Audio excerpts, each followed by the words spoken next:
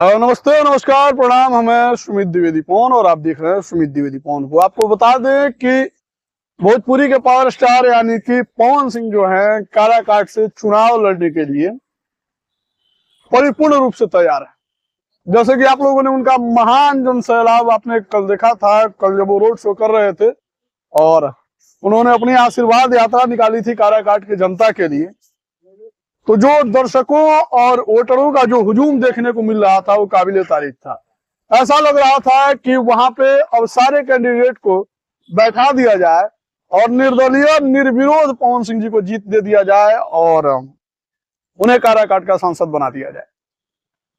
कहने वाले तो ये भी क्यास लगा रहा है कि पवन सिंह जैसे कैंडिडेट मिलना काराकाट के लिए काराकाट का सौभाग्य है और वास्तव में जो पवन सिंह जी के पास जो स्टारडम है, जो पवन सिंह जी के पास अपनी फैन फॉलोइंग है और जो पवन सिंह जी के पास जितनी प्रॉपर्टी है उस प्रॉपर्टी में तो आजीवन अपनी जिंदगी बड़े ही शानों और शौकत के साथ जी सकते हैं।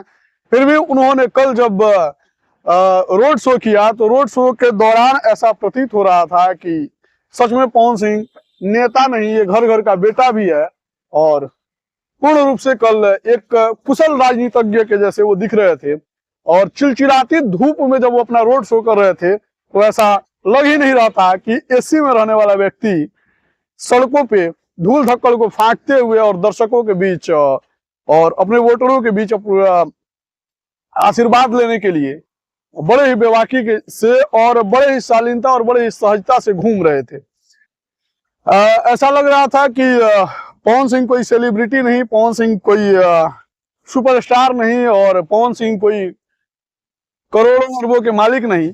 ऐसा लग रहा था कि पवन सिंह जनता के बीच एक जनता के सेवक के समान काराकाट में भ्रमण कर रहे थे।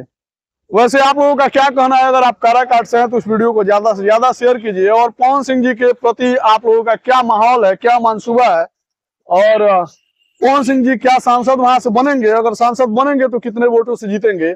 आप लोग जरूर अपनी प्रतिक्रिया दीजिएगा। तब तक के लिए धन्यवाद। मिलते हैं फिर।